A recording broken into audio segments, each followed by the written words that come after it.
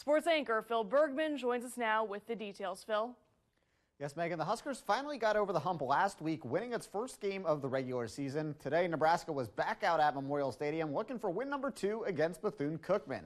Huskers looking for back-to-back wins for the first time since September of last season. The Wildcats are placing Akron as the third out-of-conference game on Nebraska's schedule. First drive for NU, Bethune-Cookman goes 14 yards for the touchdown run. 7-0 Big Red early on, and let those balloons fly. Ensuing Wildcat punt, J.D. Spielman puts on the moves, makes a huge cut, and he is gone. 77-yard touchdown return, 14-0 Nebraska. It's the first punt return for a touchdown since 2014 at Iowa for Nebraska. Spielman becomes the first Husker since Amir Abdullah to have a kick and punt return touchdown during their Nebraska career. Later in the first, Bethune-Cookman's David Israel finds Stephon Francois for a pickup of 54. Wildcats settle for a field goal on the drive, Nebraska leading 14-3. Ensuing NU drive, Adrian Martinez hands it off to Maurice Washington. The freshman weaves his way for a gain of 18 before being brought down at the BCU 15. Big Red in business. A few plays later, Adrian Martinez off the read option sees a cutting Stanley Morgan Jr., connects with the senior captain for the 3-yard score. Huskers up 21-3.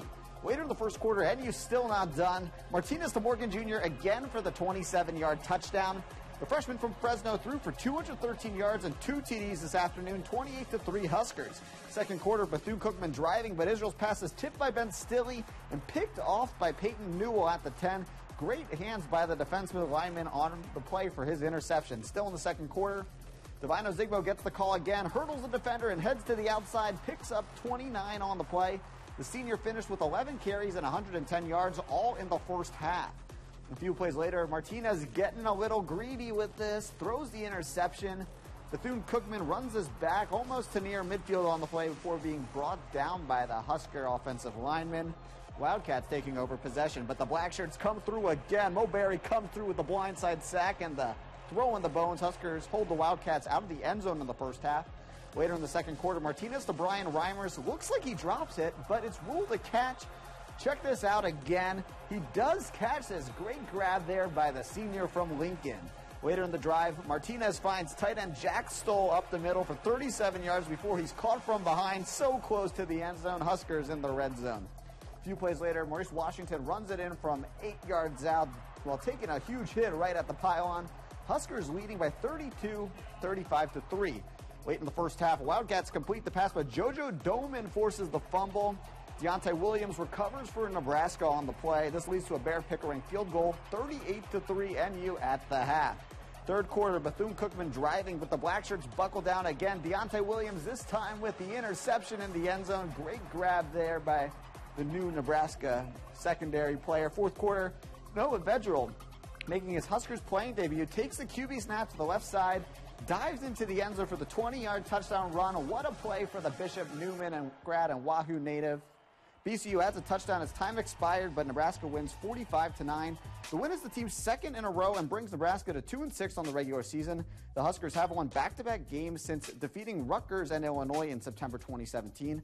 The Huskers will have a tougher challenge next week as they travel to Columbus to face a top 15 Ohio State program. Sports director Adam Kruger has more from Nebraska's win at Memorial Stadium. Thanks, Adam. Nebraska put up 468 yards in the win against Bethune-Cookman.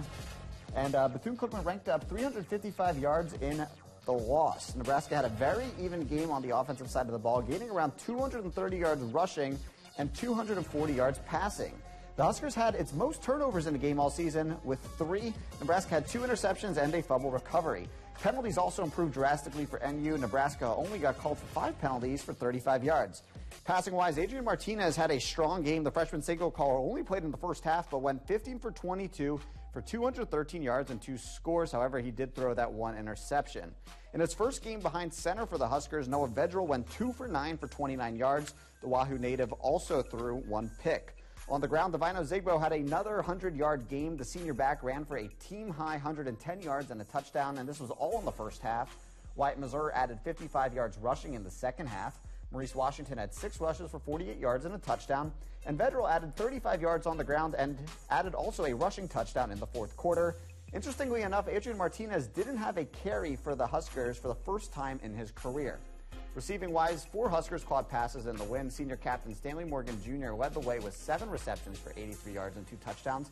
Sophomore J.D. Spielman tallied 5 catches for 72 yards. He passed Matt Davidson in the top 10 in the school's career receiving yards list in this game.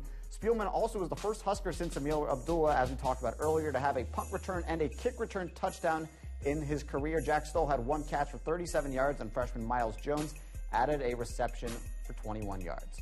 And coming up later in sports, we'll have much more on this big Nebraska win, plus a look around the Big Ten Conference. Something we'll definitely be looking forward to. Yes. Thanks, Phil. And that's all. Now, your Omaha Sports Insider Report. Nebraska came into Saturday's game against Bethune-Cookman heavily favored, and fans expected a blowout against the Warriors. The Huskers started strong, moved out to a large lead, and left without any major injuries against its FCS foe. The Huskers rushed out to a 28-3 lead in the first quarter and were up by 35 at the half. Coach Frost and company opened up the benches after halftime and gave the backups an opportunity to play in front of the Memorial Stadium crowd. The Big Ten backups didn't disappoint, putting a beatdown on the first-team group from Daytona Beach. Nebraska outplayed BCU in all aspects of its game, and the win was never in doubt from start to finish. Bethune-Cookman added a touchdown as time expired, but Nebraska came away with its second win in a row, defeating the Warriors 45-9. The Huskers remained perfect against SCS opponents and moved to 2-6 in 2018 following the win. While Adrian Martinez had a strong first half, the talk after the game was on the play of Nebraska's backup. Sports director Adam Kruger has more from Memorial Stadium. Thanks, Adam. For more on the Huskers following its second win of the season, head to our website, omahasportsinsider.com. Number 18, Iowa, traveling to Happy Valley for a top 20 clash against Penn State. First quarter, Penn State gets its punt blocked. Goes through the back of the end zone for a safety. Iowa taking the 2-0 lead. Later in the first quarter, now 5-0 Hawkeyes are up. 4th and goal, and Colton Rastetter passes it to Sam Brinks for the 10-yard score. What a play there. Nice catch by number 90. However, the Nittany Lions respond. Trace McSorley to Pat Fryermuth. PSU wins 30-24 to hand Iowa its second loss of the season. Iowa State back at home taking on Texas Tech. Third quarter, game tied at 17. Marcel Spears Jr. picks off the Red Raiders pass and runs 41 yards to the end zone for 6. Cyclones take its first lead of the game. Later in the third, David Montgomery plows in from 1 yard out for his second score of the afternoon. Cyclones win 40-31.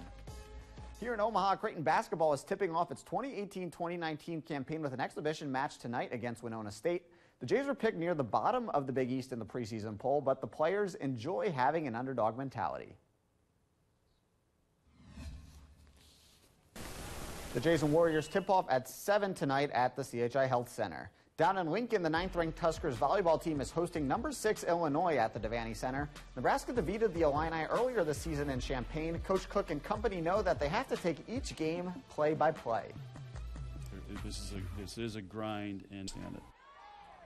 So we have a busy day in sports, and then Iowa State with the win, Iowa with a 6-point loss. But the big one, Nebraska comes away with that second win of the season. Obviously, this was a game that Nebraska was always supposed to win, but it was really nice for the Husker fans that the team performed to expectations and didn't shoot itself in the foot, as Scott Frost likes to say. And a lot to look forward to in the future, right? Yeah, big game against Ohio State in Columbus at the Horseshoe next weekend, and then Illinois the week after. One to tune in for.